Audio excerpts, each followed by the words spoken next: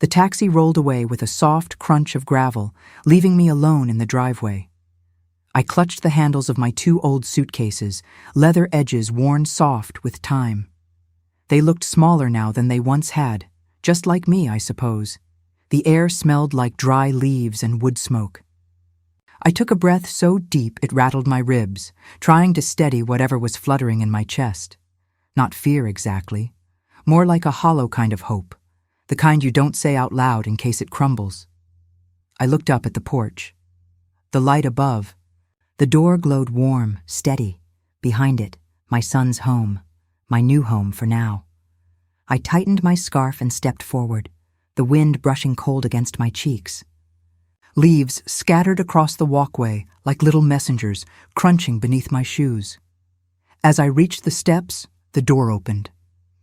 "There she is," my son said, smiling like he hadn't been sure I'd actually come. "I made it," I answered, my voice softer than I meant it to be.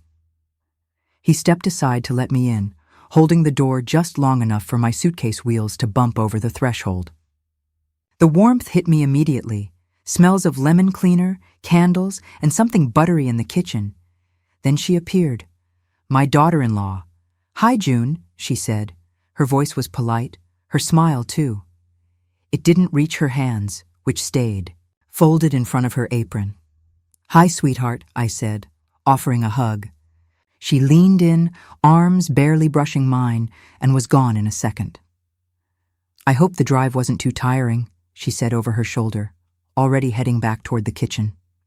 It was all right. "Quiet," I said, even though she was already too far away to hear it. My son reached for one of the bags. "We've got you all set up downstairs, just until we fix up the guest room. It's warm down there. Got your own bathroom and everything." I smiled. "That's fine. I'm just grateful to be here." He nodded, but didn't quite meet my eyes. "Let me show you the way." We walked past the hallway mirror. I caught a glimpse of myself, wind-tousled hair, cheeks flushed, eyes tired but trying. I looked like a woman arriving, but inside, I wasn't sure if I was coming home or leaving something behind. We stopped at the basement door. He opened it, and cool air drifted up like breath from a forgotten place. "It's just down here," he said, already descending. I followed, each step creaking softly.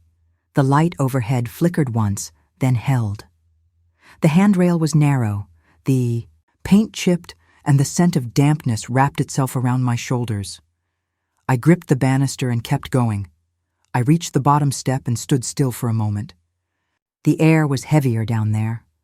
Not unpleasant, just settled. It smelled faintly of paint, laundry soap, and something older. Maybe memory. I couldn't be sure.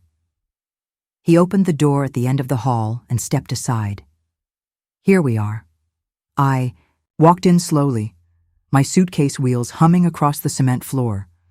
The room was small, a single bed with a folded quilt, a nightstand with a lamp already on, buzzing faintly. There was a shelf with a few books, and a little rug beside this bed like someone had tried to make it cozy. "It's nice," I said. "Really?" "We tried to make it comfortable," he replied. "You've got privacy, which I figured you'd want." Privacy. Yes. That's what I wanted, I told myself. He stood awkwardly for a moment. "I'll let you get settled. Dinner's at 6, then he left. I set my bags down beside the bed and sat gently on the edge. The mattress gave a soft sigh beneath me. I stayed there for a while, listening. Footsteps above. Light, fast ones. Probably Lily. Cabinet doors opening and closing. The low murmur of voices. The house lived above me, and I had been placed quietly. Beneath it, I reached up and touched the side of the bed. The quilt was hand-stitched, faded pink and blue patches, uneven lines. It reminded me of something I might have made once. I exhaled. Not quite a sigh, more like letting something out. Before it got too heavy, it was fine. I stood and slowly unzipped my suitcase. Each sweater I folded into the dresser drawers felt like placing a piece of my old life into a smaller box. I took care with every item, my nightgown, my favorite socks, my lotion, still scented faintly with lavender. I pulled out the small frame, wrapped in a dish towel. I set it on the nightstand.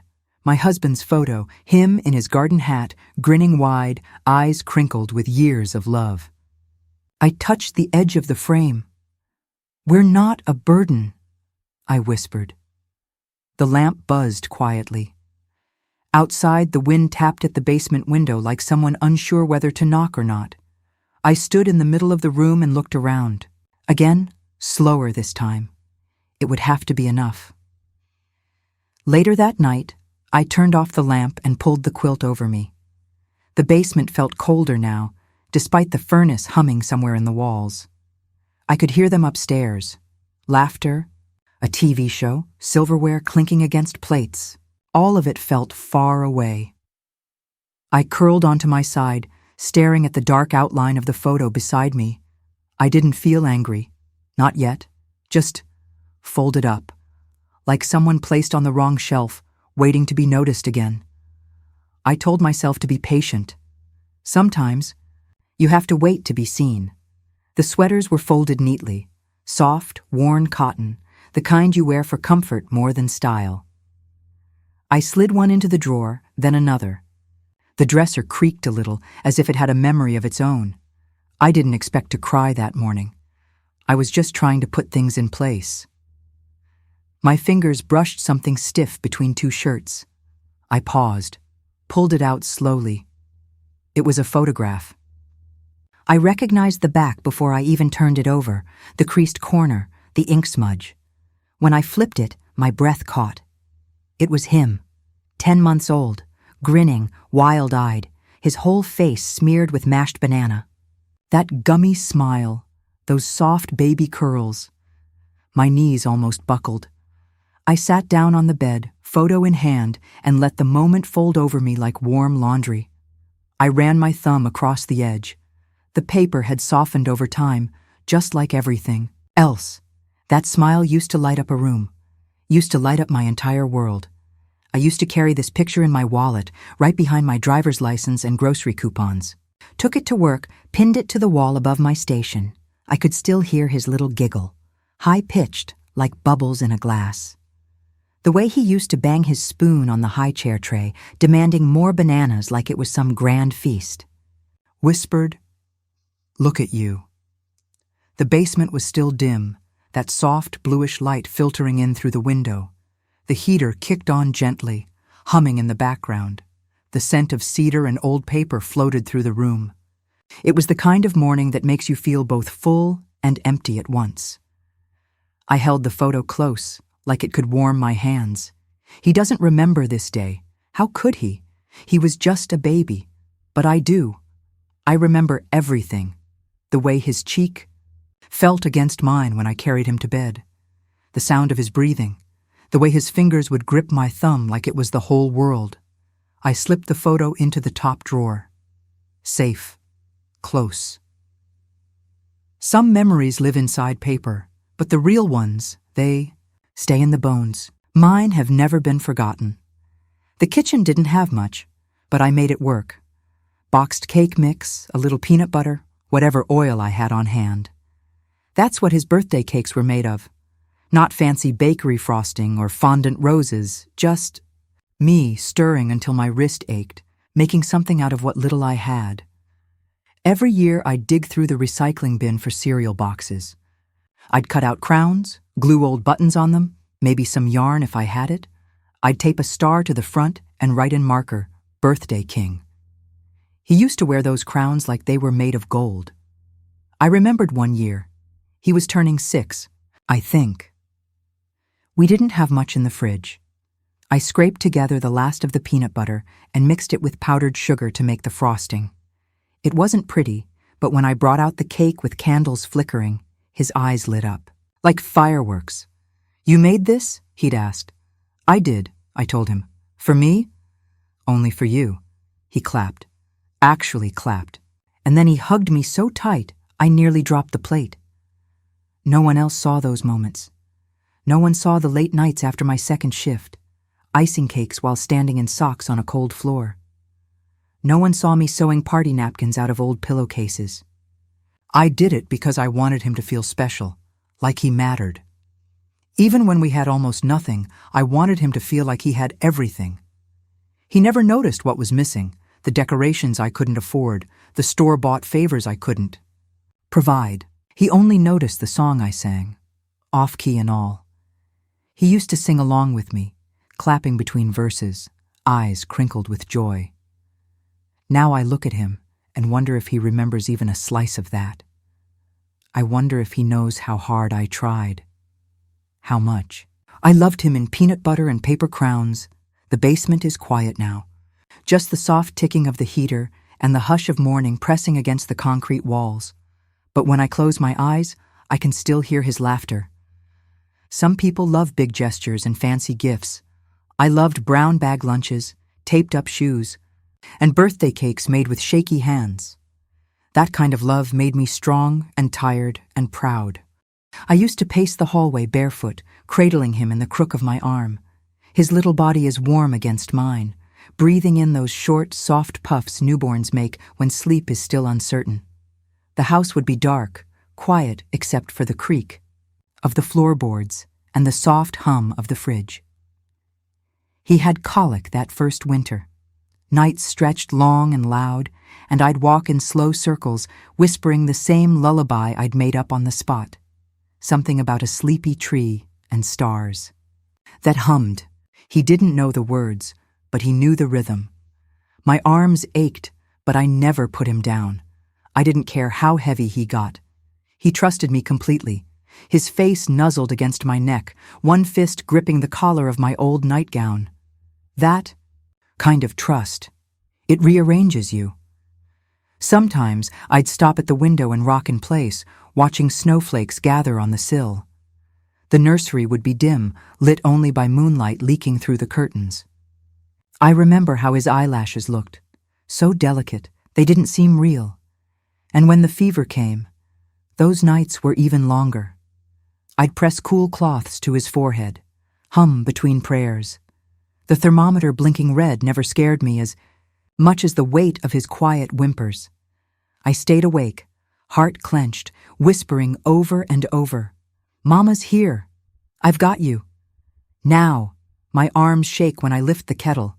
My hands don't grip the same way they used to, but they remember. They remember what it means to carry someone, not just physically, but with your soul. I wonder if he remembers any of it, or if that chapter lives only in my muscles, my bones. The basement is cold tonight. My blanket doesn't hold the weight his little body once did. But I still reach out sometimes, as if there's something there to soothe. That's the funny thing about motherhood. You carry them for 9 months, but some part of you keeps carrying them forever. Even when they're grown, even when they forget. I wrapped my shawl tighter as I stepped onto the first stair. The house was still, the kind of quiet that made you think twice before making any sound at all. I didn't want to bother anyone. I just wanted a glass of water. Maybe hear a voice. Maybe not feel like I was tucked beneath their lives like a forgotten box. The light in the basement buzzed faintly behind me as I climbed. Each step creaked. Beneath my weight, the wood complaining softly, but I moved slow enough that it barely spoke. My fingers trailed along the chipped banister, the paint cold beneath my touch. I paused at the top, fingers finding the doorknob. It was a simple gesture. Turn, push, enter, but the knob didn't move. I tried again, gently, then a little firmer. It was locked. From the other side. I stood still for a moment, unsure if I should knock or call out. Maybe it was an accident. Maybe they had just forgotten. The idea made my stomach twist.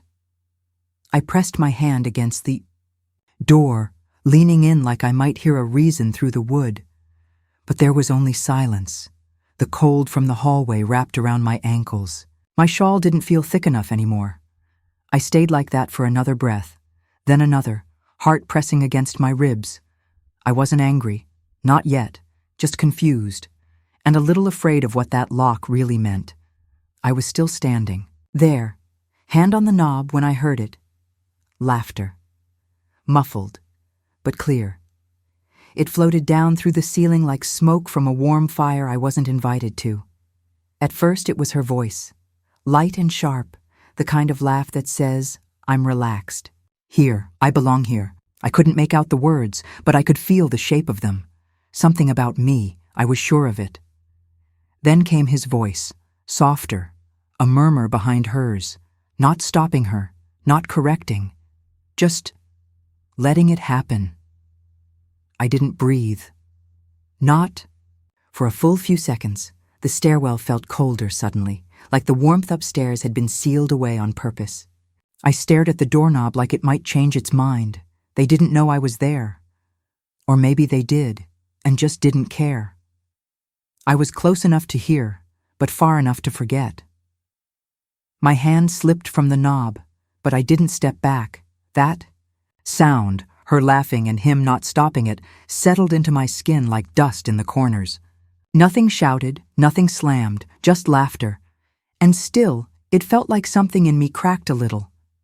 It wasn't anger. Not yet. But I started to feel the distance. Like I wasn't in the house anymore. I was beneath it. She won't come. Up now! Her voice was louder this time, clear enough to leave no room for misunderstanding. I froze. She won't come up now. She said it like a joke, like some relief had been delivered. My stomach twisted as I waited for him to say something. Anything. But all I heard was his silence. Not disagreement, not defense, just silence, and that hurt worse. I stood there, my palm resting on the locked door like it could feel the sting too. I closed my eyes. For one brief second, I tried to convince myself I'd misheard it. Maybe she meant something else, something innocent. But I hadn't misheard. Not even a little. I thought of all the nights I rocked him through fevers, how I whispered promises into his baby-soft hair, how I patched holes in his shoes with thread from my own blouses. I never imagined I'd be standing on the other side of a locked door, reduced to inconvenience. Her words didn't slice me all at once. They settled into my chest like tiny cold needles, one by one. She won't come up now. As if I was a thing to be managed. As if my presence needed to be contained. I didn't speak. I didn't knock. I just stood there with my hand on the doorknob, waiting for a different ending that never came. Upstairs, their voices kept moving. Mine stayed buried in the stillness. The doorknob was still cold. I could feel the brass cooling. My skin, but the burn on my face was hot. Not from embarrassment, from shame. It started in my chest, tight, small, and slowly crawled outward. Not in a rush. No fireworks, no tears. Just a slow, seeping frost that made its way into my ribs, then up my throat, settling behind my eyes. I kept hearing her voice. She won't come up now. And worse, his silence. I thought about all the things I'd done right. All the things I'd tried to do with love, with care. And suddenly, none of it felt real. It felt like a story I'd told myself to feel safe. I hadn't felt that kind of small in years. Not since I was a girl, maybe 9, standing in front of my mother after I dropped the glass jar. She looked at me and said, "You ask too much." And just like that, I believed her. I believed them now too. The shame didn't arrive like a slap. It curled into me like smoke. I breathed it in and let it sit. The heater upstairs kicked on, humming through the pipes. It didn't warm anything. A draft slipped under the basement door and curled around my feet. I shivered, but didn't move. Just stood there, alone in the stairwell, hand still on the knob, heart wide open and unwelcome. I didn't make a sound. I let go of the doorknob as gently as I could, afraid it might rattle. I didn't want them to know I'd heard. Or maybe I didn't want to know how easily they'd keep laughing if they realized I had. The steps creaked beneath me as I went. Down, one hand brushing the wall. I moved like someone carrying something fragile. Like if I rushed, it might spill. Back in the basement, I sat on the edge of the bed. My suitcase still stood by the dresser, one strap slipping off to the side. Folded my hands in my lap. I didn't cry. Tears felt like something too loud for that space. Like a language the walls couldn't translate. Instead, I sat in stillness. Above me, I could still hear their voices.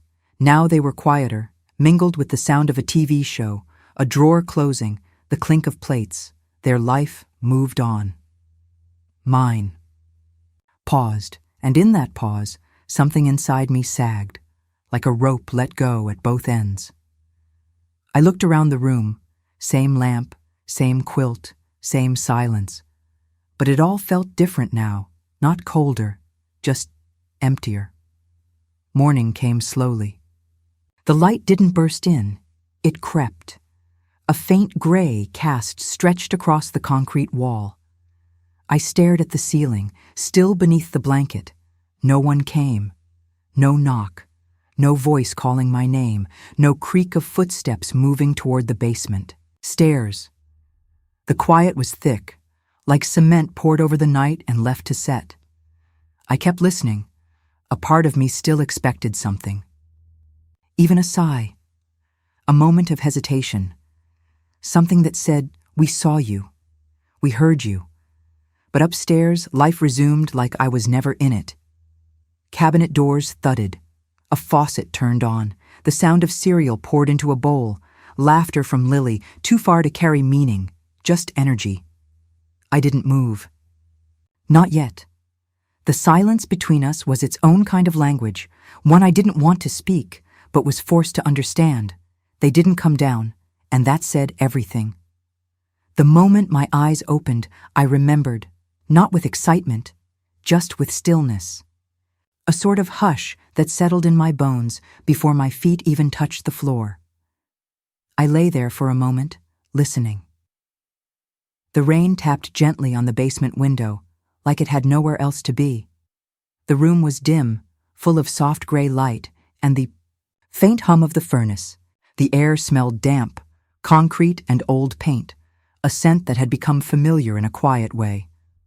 I reached over to the little calendar by the nightstand. There it was, today's date circled in blue ink. I'd done it weeks ago just to mark the moment, just in case. I touched the circle with the tips of my fingers. My hands felt heavier than usual. I think they already knew not to expect much. Still, I smiled to myself. Not a big smile, just the kind you wear when you don't want to make a fuss. I told myself that it could still be a good day, gentle at least. That was enough. I slipped on my slippers and pulled the quilt around my shoulders, sitting there for a while. Not moving, just letting the quiet wrap around me. It was my birthday. The night before, I'd stood in the little kitchenette, mixing flour and sugar like I used to when he was small. My hands moved slowly now, more careful than they once were. But I still remembered the measurements without needing to check a recipe. The bowl clinked softly against the counter. The air was thick with the scent of vanilla and warm butter, and I let it fill the room like an old friend. The oven ticked as it preheated, the coil humming quietly. I didn't expect a party. I hadn't for years, but I wanted a cake, just a small one, enough for one person and a memory. I poured the batter into a square pan, smoothing the top with the back of a spoon. I even licked the spoon afterward. Some habits never leave you, no matter how long it's been since someone watched you do them. While it was baking, I sat on the stool near the sink, listening to the soft pop of the oven and the hum of the fridge. I imagined what it used to sound like when I had company in the kitchen, when birthdays meant giggles, messy counters, and frosting on little noses. When the cake cooled, I mixed powdered sugar with a dab of butter and spread it gently across the top. Then I took a toothpick and traced a tiny heart in the middle. My hands shook a little, but the shape held. I whispered, "Just in case," as I placed it on a plate and covered it with a dish towel. It wasn't about celebrating. It was about hope the kind that rises even when you don't. By afternoon, the rain had softened to a whisper, barely brushing the glass above me. I sat on the small chair in the corner, knitting in my lap, though I hadn't moved the needles in a while. Then I heard it, piano music, soft at first, fumbling, the notes rising from the floorboards like mist. My heart caught in my chest. Was Lily's recital piece, the one we had practiced together last spring. I remembered her tiny fingers pressing the wrong keys, her frustration blooming like a storm cloud, and me beside her, counting softly. 1, 2, 3, hold. I listened as she played now, confident, smooth, then came the applause. Laughter followed, sharp and bright, plates clinking, footsteps moving fast and light, chairs sliding back, a celebration, her recital, maybe even cake. I smiled a little, but it didn't reach very far. No one had come downstairs. I stayed still, listening from my little pocket of the house. It felt like I was sitting beneath a whole world I once belonged to. They were up there, laughing. I was down here, quiet. I wanted to feel proud. I was, truly. But it stung in a way I didn't expect, not because they forgot, but because I suddenly wondered if I'd been remembered at all. I brought out the cake from the counter and placed it gently on the little table by the bed. The towel came off slowly, like I was unwrapping something sacred. I pressed a single candle into the middle. I didn't light it. The matchbox sat nearby, unopened. I looked at it for a long while, thumb resting on the edge. I didn't want to make a wish. I wanted to remember what it felt like to be wished for. The room was quiet, lit only by the desk lamp. Its glow reached across the table but didn't touch the corners. Outside, the rain had stopped, but the chill had settled into the floor. I hummed the birthday song softly, letting the words drift into the stillness. My voice cracked on the line with my name. I didn't say it. I just paused. That pause said more than the melody ever could. I looked at the candle again, still unlit. Sometimes it's not about the fire. Sometimes it's just about knowing you still deserve a flame. I sang the old lullaby without thinking. The one I made up during a storm when he was 5 and afraid of the thunder. Go to sleep, little leaf, I hummed. The tree will keep you safe.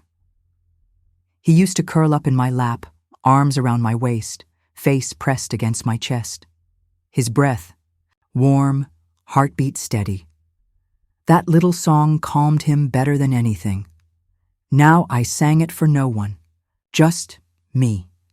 My voice echoed gently in the quiet. The basement had gone dark.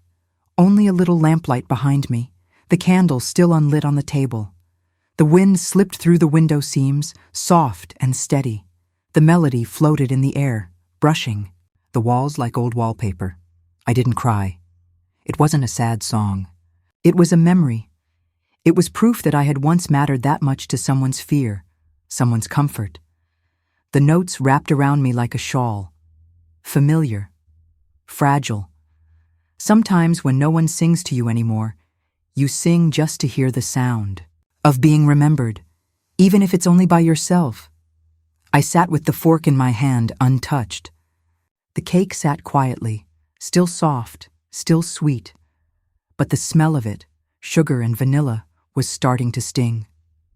It filled the room, thick and cloying. What once reminded me of joy now reminded me of being overlooked. I stared at the little heart I'd piped on top. It had started to sink just a little, like it was tired of standing tall. I wrapped the towel back over the plate. Not because I wanted to save it, but because I didn't want to look at it anymore. The candle stayed where it was, still clean, still unused. The room had gone cold. A breeze slipped in under the door, brushing against my ankles. I used to believe birthdays were about being seen, being cherished. I'd made such an effort when he was young, streamers, silly hats, peanut butter cupcakes. But now it just felt like another quiet evening in a house that had too many floors between us. The Cake smelled too sweet, the air felt too thin, and I realized maybe birthdays don't make you feel forgotten. Maybe they just show you how far you've drifted from the center of the family you once built, and how quietly that center moved without you. Georgia pressed the baby monitor into my hand as we stood in her doorway. Her fingers wrapped around mine, gentle but firm. "Just in case," she said, her voice soft but steady. I chuckled, brushing it off. "Georgia, I'm not moving into a stranger's house. It's my son's home." She gave me that look, the one that doesn't argue but doesn't let go either. I promised I'd pack it, and I did. Tucked it in the side pocket of my suitcase, wrapped in a pair of thick socks. I hadn't touched it since. Until that evening. The basement was quiet, warm, with lamplight. The heater ticked in the corner like it was thinking. I sat on the edge of the bed, listening to the ceiling creak with footsteps, muffled conversations I couldn't make out. I reached into the drawer. The plastic felt cold against my palm, smooth, sterile, like something meant for use and not comfort. But something in me whispered that maybe I needed it tonight, not to spy, not for evidence, just to feel less alone. I placed it gently on the shelf by the stairs, angled toward the basement door. It made a soft beep as it powered on. That was all. I sat back down, folded my hands in my lap, and waited. Not for anything in particular, just to know I hadn't disappeared completely. The monitor clicked gently as it came to life. A low hum followed, barely audible, like the device itself was uncertain about what it might hear. I sat across the room, my hands resting in my lap, palms up like they were waiting to catch something.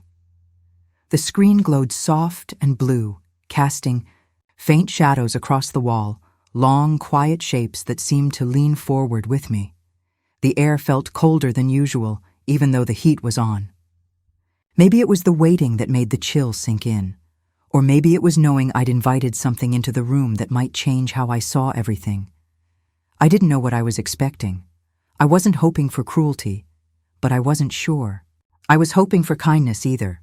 I just needed to know the truth, the kind that doesn't knock, the kind that settles quietly. The walls didn't creak, the clock didn't tick. Only the soft electrical buzz filled the room, a buzz that now sounded louder than I liked.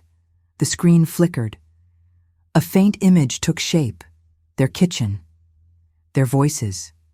My breath slowed, as if I were shrinking into myself, preparing for whatever might come next. At first, I didn't realize what I was seeing. The movement was small, her frame crossing the kitchen floor in soft, familiar light. And then I noticed. She started to limp, just slightly, one foot dragging behind the other, her shoulder dipped forward, her hand resting on her lower back with dramatic flair. She laughed. He was standing nearby, leaning against the counter, arms crossed casually. He watched her, then smiled. Not a grin, not shocked, just amused. He laughed too, not hard, but easily. That's what cut deepest. I sat upright without meaning to. My own back pulled straighter, as if instinct alone could fight the sting. My eyes stayed on the screen, but my heart was already twisting. That limp, that uneven walk, they thought it was funny. But that limp came from years of lifting laundry baskets, walking home from work, holding a child too tired to carry himself. That limp came from everything I gave away so they didn't have to, and they laughed. My hands trembled in my lap, not because I was angry, because I couldn't believe I wasn't even worthy of being remembered gently. The screen kept playing. She was rinsing dishes, humming lightly. He leaned into the counter and said, "She's just too much work." His voice was low, tired, but it wasn't cruel. That's what made it worse. He didn't say it like he meant to hurt me. He said it like he believed it. Too much work. I sat, frozen in my chair, staring at the glow of the monitor. The cake I had saved from earlier still sat on the shelf, untouched. Its scent lingered in the air, sweet, soft, now slightly stale. I couldn't tell if it made me sick or if I simply didn't want to smell it anymore. Too much work. I used to carry him on my back when I had no sleep, no money, no one else.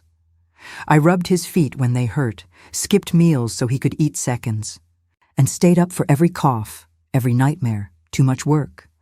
That phrase didn't sting like a slap. It settled deep, like wet soil packed over a buried seed. I didn't know what would grow from it yet. I just knew something had been planted I hadn't agreed to. The heater clicked on behind me. Its warmth didn't reach my chest. They kept talking, they kept laughing.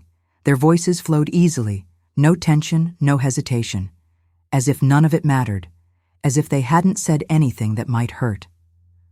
I watched them laugh, and it didn't sound evil. It didn't sound cruel. It sounded normal, comfortable. That was the part that broke me, because it meant they didn't even know they were breaking something. They weren't whispering. They weren't watching their words. They weren't even trying to be discreet.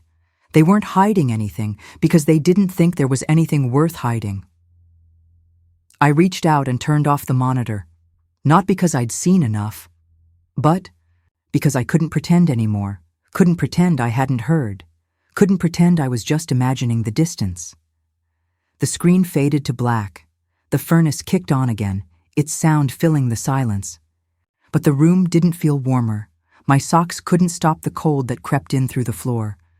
I sat there for a long time, eyes closed, not crying, just adjusting to what was now too clear to ignore.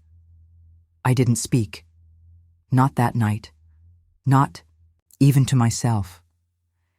The monitor sat unplugged on the table, its little red light extinguished. The house above had gone still. The rain had stopped. The sky outside was turning from black to deep blue, pre-dawn hush settling like a soft shroud over everything. It wasn't a slap. It wasn't screaming. It wasn't betrayal the way stories tell it. It was two people I love, speaking freely, comfortably, in a moment they thought was private, that's all. But betrayal doesn't always need volume. It just needs indifference. I sat in the quiet, letting that truth settle in my chest like a stone. Heavy, still, unshifting. Didn't feel rage. I didn't even feel hate. What I felt was absence, a hollowed-out space where I thought love had been. Real love, the kind that sees you even when you're quiet, the kind that speaks of you with care when you're not in the room. But that kind of love wasn't there, not for me, and maybe it hadn't been for a long time. The room hummed with the soft, constant rhythm of appliances, the fridge, the heater, the silence between them all.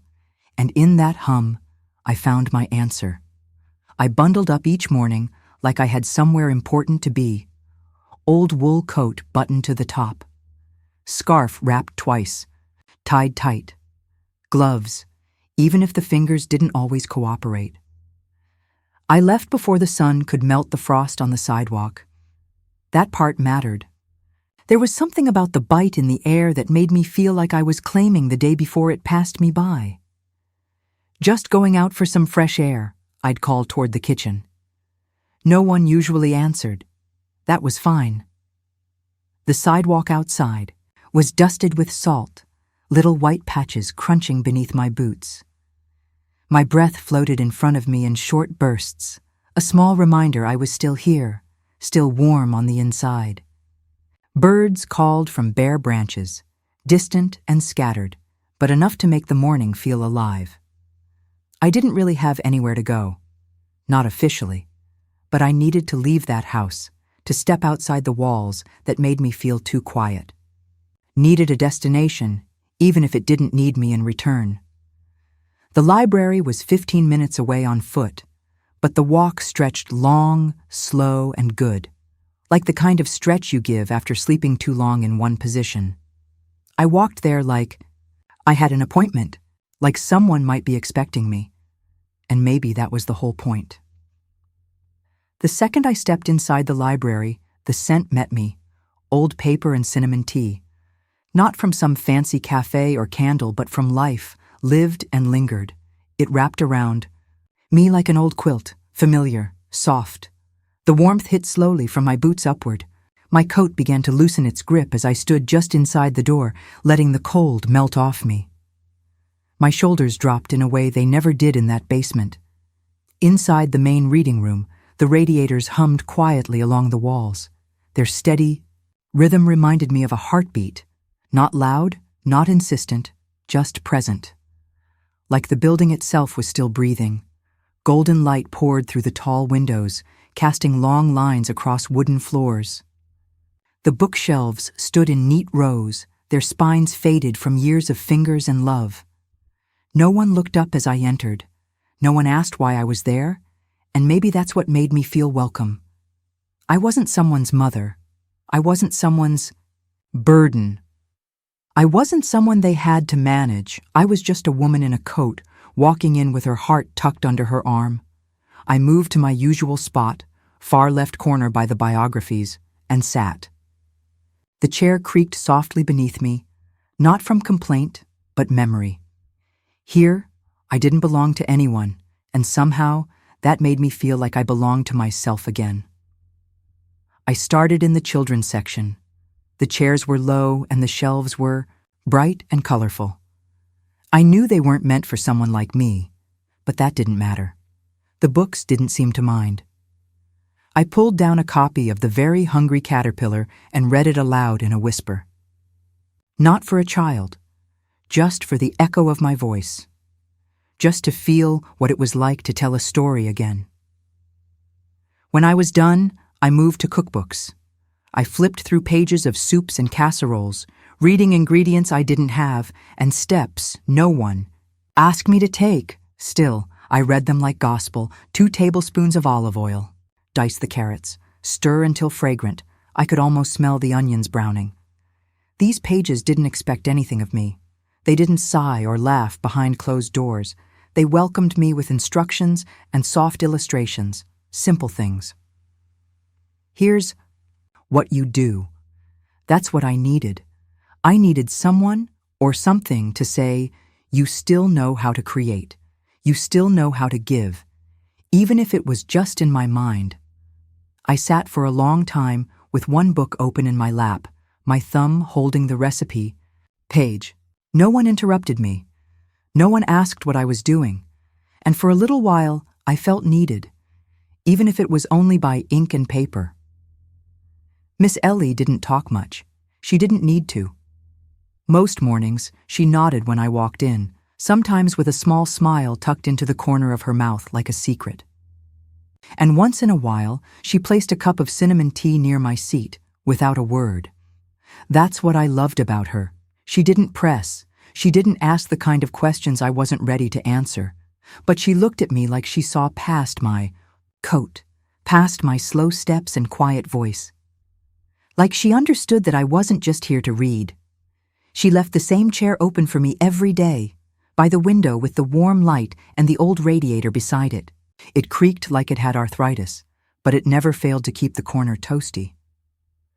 Sometimes I'd catch her glancing over from her desk, just for a second, before going back to her cataloging. I think she knew I was holding something together, and sometimes, when you're holding things together with frayed thread and quiet prayers, the kindest thing someone can do is just give you a place to sit. A place where you're allowed to come back tomorrow. One day, after I had finished my tea and was sliding a book back into the shelf, Miss Ellie came over and sat beside me. She didn't say anything right away. Just looked out the window with me for a while. Then quietly she asked, "How are you?" I almost lied, almost said fine, like I always do. But something in her tone stopped me. It wasn't prying. It was soft. Like an open hand. Not an open door. Still, I smiled and gave the answer I knew how to give. Just passing time. She nodded. Didn't push. Just sipped her own tea. But the words stuck in my throat after I said them. They tasted hollow. Like soup without salt, just passing time. I wanted to take them back, or say more, or explain that I wasn't drifting, I was surviving. That I came here because it was the only place I could still feel like a whole person. That I was trying to stretch each quiet morning into something that didn't hurt. But I didn't say any of that. She just patted my hand once and stood. And I sat there with those 3 words echoing inside me like an empty hallway. Most days I stayed until the light shifted. It started off pale and cool, spilling across the carpet like milk. Then slowly, it turned golden, warmer, softer, like the sun was saying goodbye through the glass. That was when I packed my things. The shadows between the bookshelves stretched longer. The clock ticked just a little louder. The heat from the radiator made my knees feel less stiff. I never left quickly. I'd pause near the door and look back once, at the shelves, at the chair, at the window that had framed my hours. And though I never said it out loud, part of me always whispered, "Thank you," not to anyone in particular, just to the space, the stillness. The books and the tea and Miss Ellie, and the way the library never asked more of me than I could give. It was the only place I didn't feel like a guest overstaying. It didn't matter if I belonged. It mattered that I was allowed to stay. And every day, that small grace held me in a way no one else had in years. I was folding a small stack of towels when I heard the sound. Soft footsteps, lighter than the creaks in the floor. At first I thought it was the dryer settling again, or the house stretching into the afternoon. But then, around the corner, came Lily. She peeked in with a grin that could only belong to a child not quite old enough to ask permission, but wise enough to know she was welcome. "Hi, Grandma," she whispered, arms full of tangled blankets and something else I couldn't quite name. I smiled before I could stop myself. "Hi there," I said, setting the towel down gently. She stepped all the way into the basement, letting the sunlight follow her through the open door. It slanted through the small window, lighting the concrete floor like something holy. The room that usually felt cool and tucked away suddenly felt warmer, like her presence had changed the air. She didn't say why she came. She didn't have to.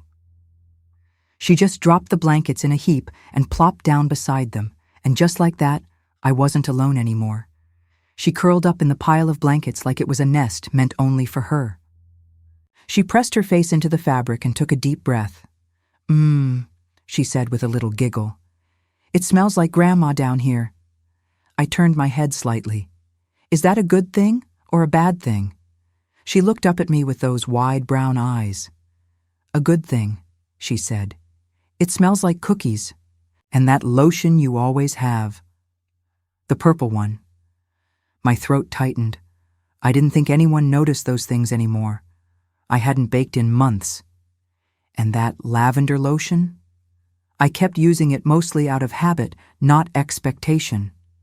She buried her face again and sighed like the scent itself made her feel safe. Maybe I hadn't disappeared after all. Maybe there were pieces of me in the very air. The basement no longer felt like exile. At that moment, it was mine.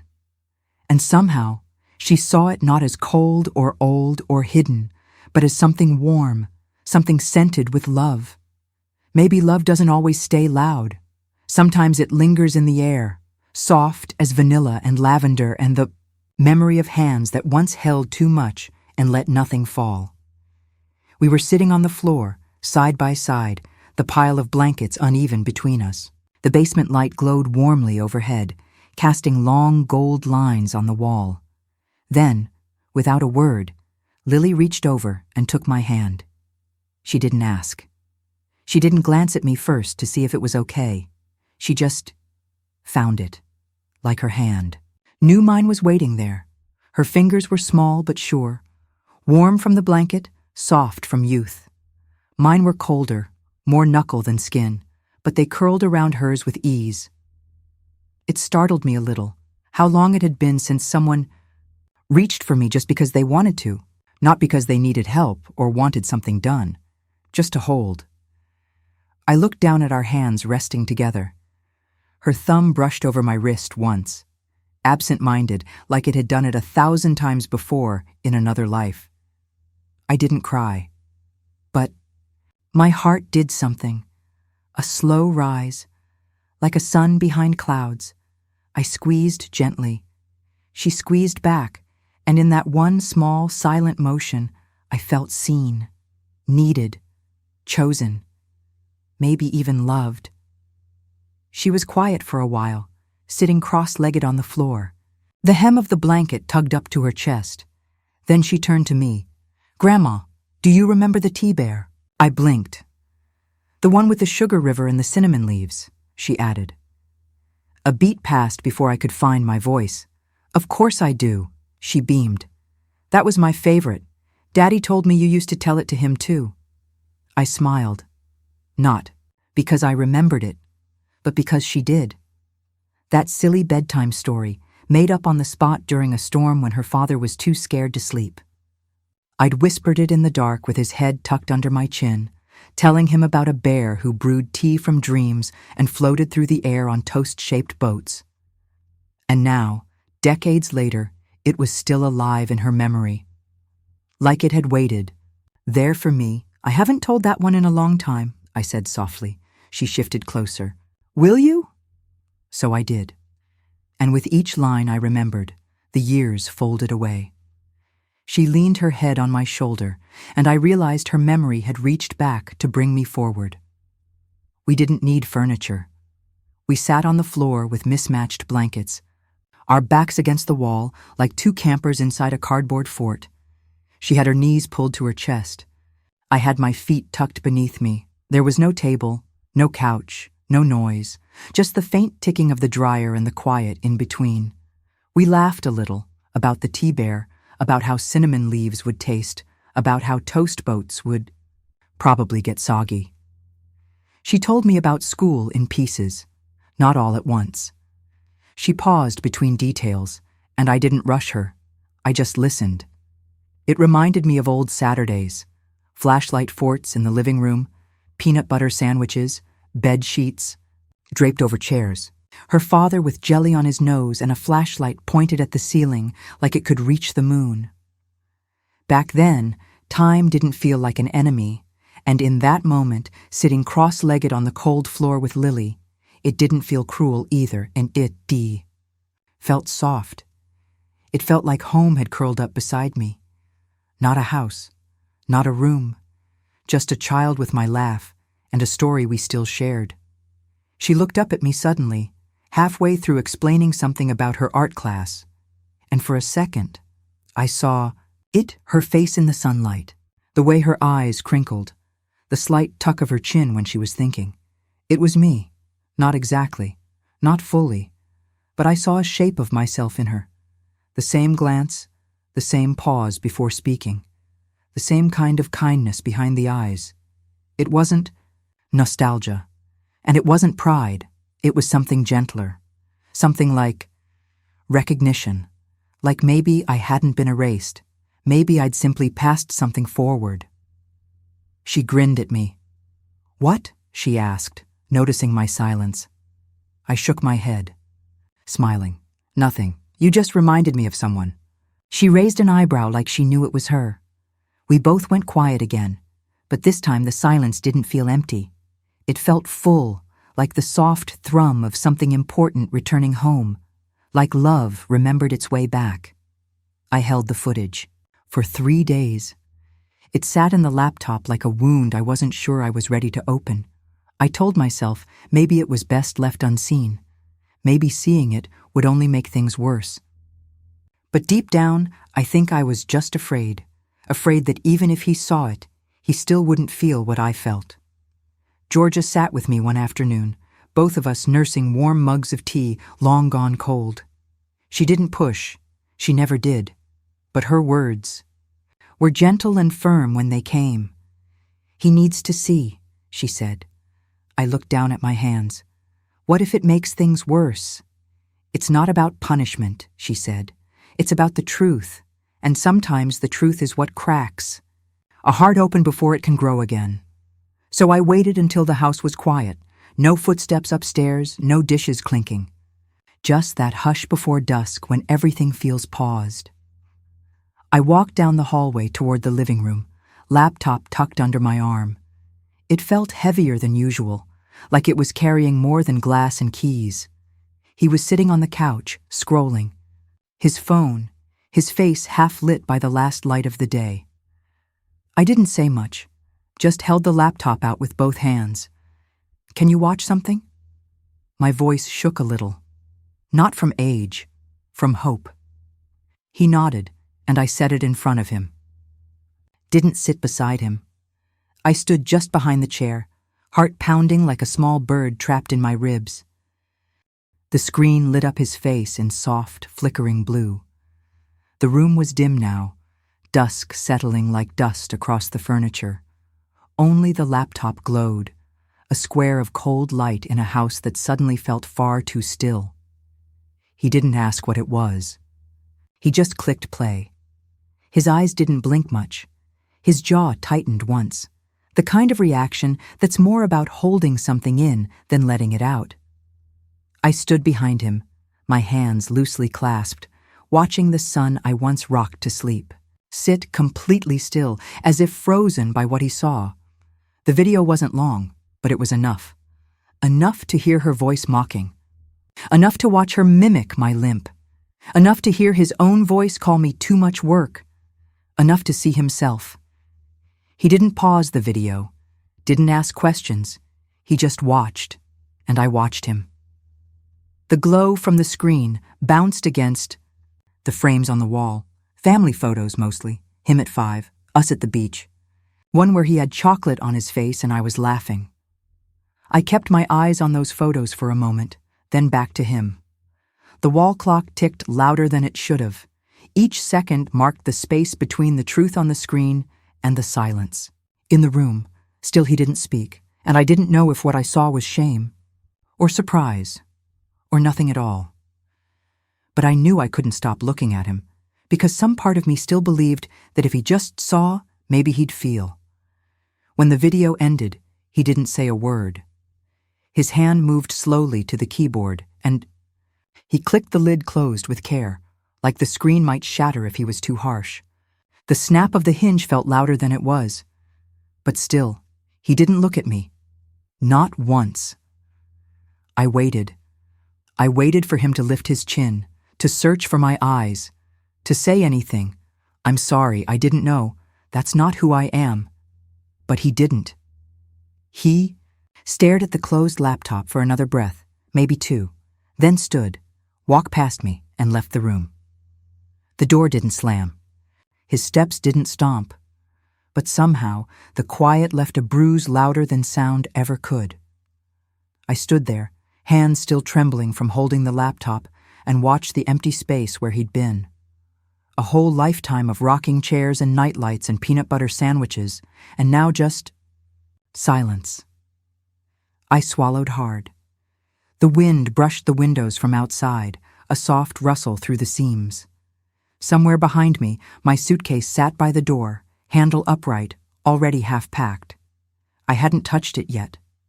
But now, I think I knew what I had to do. I sat on the edge of the bed and folded a sweater, then another. Each motion was slow, quiet. My hands moved like they'd done this before, because they had. Packing has become a kind of muscle memory. When to tuck the sleeves, where to fit the socks, how to make sure nothing jostled or spilled. I placed the old photograph gently between 2 sweatshirts. Him as a baby, mashed banana on his cheeks, his smile wide and unbothered. I made sure the corners wouldn't bend. The room was lit by a soft yellow lamp, its glow stretching only as far as the bed. The zipper whispered as I closed one side of the suitcase. There were no raised voices, no accusations, no slammed doors, just the soft creak of the bed frame, the faint smell of folded laundry, and the ache of a goodbye I wasn't even sure they'd notice. Leaving didn't feel like escape. It felt like a quiet confession. I tried. Sometimes the heaviest goodbyes are the ones spoken only in silence. Stood in the hallway for a while. The porch light from outside cast a faint golden line across the floor, just barely reaching the toe of my shoe. The suitcase stood beside me, waiting. Handle upright. Zipper closed. Nothing heavy inside, but I carried the weight anyway. Behind me, the house was still. No one followed, no footsteps, no voice calling my name, just the distant hum of the fridge and the soft sigh of the heater. I thought about turning around, just to check, just to see if he might appear at the top of the stairs, lips parted, apology forming. But he didn't. And so I didn't.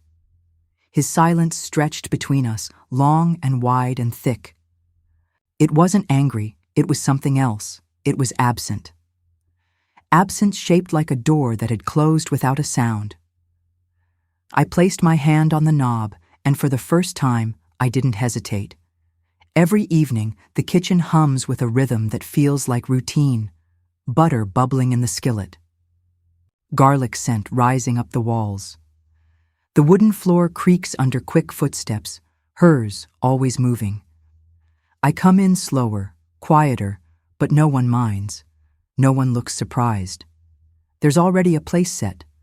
Fork just the way I like it, tines down, not up, napkin folded neatly.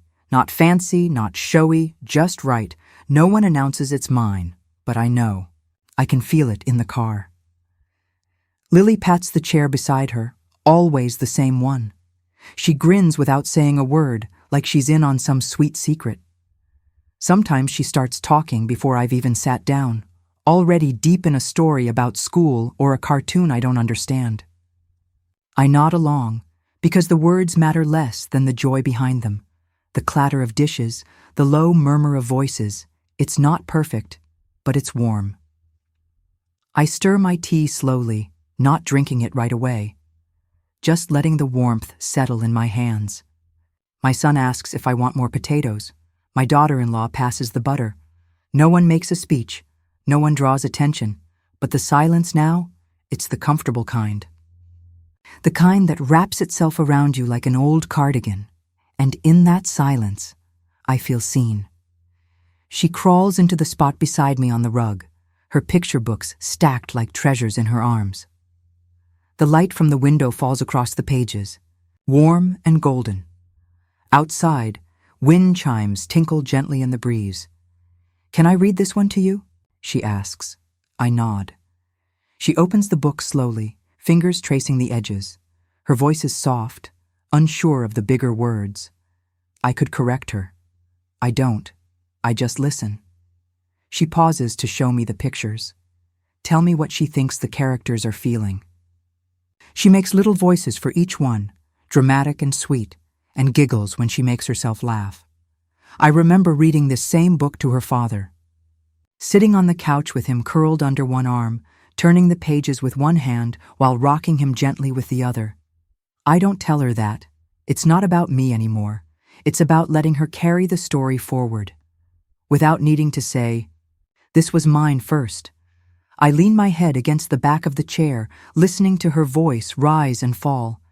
And for the first time in a long time, I don't feel like I'm holding the past. I feel like I'm handing it gently into the future. It's still there, in the top drawer beside the bed, under a tangle of old phone chargers and spare batteries. The baby monitor, the one Georgia gave me. The one that showed me too much and not enough, all at once. I haven't touched it in weeks, not because I've forgotten, I haven't. I remember every word, every flicker of laughter that felt like loss. But now, I don't need it to remind me of what they said, because what they're showing me now, that's louder than anything that ever played on that little screen. The drawer stays half open. I see it every morning when I reach for my hairbrush. The lavender sachet tucked beside it lets out a soft scent each time I move something. There's peace in leaving it untouched. A kind of quiet decision. I don't need proof anymore, Because now, love isn't whispered behind doors or hidden in apologies. It's in the way they call me to dinner. The way she offers me tea without asking what kind. The way he sits beside me and sighs, not from burden, but from being present. I close the drawer with care, and the hum in the room tells me everything I need to know. Their voices still rise and fall. They still bicker sometimes. About groceries or missed appointments, the way real families do. But now I hear something different. When she asks how my day was, her voice doesn't trail off. It lands, waits. When he checks the thermostat, he also checks if I'm warm enough. They don't always get it right, but they try, and that to me is the loudest kind of love, the kind that shows up in small questions and second tries. The blender whirs in the kitchen. Footsteps pass above me. A door clicks shut, and still the house hums with something I'd almost forgotten. Belonging. The curtains flutter with the wind, a rhythm, soft and steady, like the breath of a home remembering how to hold its people. They're learning. So am I. We don't speak in grand gestures here, but in gentle ones, and in their stumbles, I hear the sound of care making its way back. He was 7 when he broke the plate. It was one of the nice ones, wedding china I rarely used. He tried to carry it to the table himself. It slipped, shattered. He stood there with wide eyes and shaking hands. "I'm sorry," he whispered, lips quivering. I picked up the biggest piece, crouched to his level, and said, "You're allowed to break things. Just learn how to be gentle after." Now, all these years later, I watch him pour me coffee carefully, not because he's afraid of spilling, but because he's learning how to hold what's fragile. So am I. Forgiveness doesn't mean I forgot the cold, the locked door, the ache of being unseen. But it means I choose to keep showing up, choosing to believe in what's still possible, not for the mother I was, but for the family we still could be. Sunlight pours across the kitchen table, pancakes half-eaten. A jam jar is open. The radio hums softly in the next room. It's not perfect, but it's real, and sometimes people grow up twice. Once when they're small, and again when they finally recognize who raised them. If my story touched your heart, I kindly ask you to like this video and subscribe. I'll be here every day sharing more stories just for you. Thank you, my dear.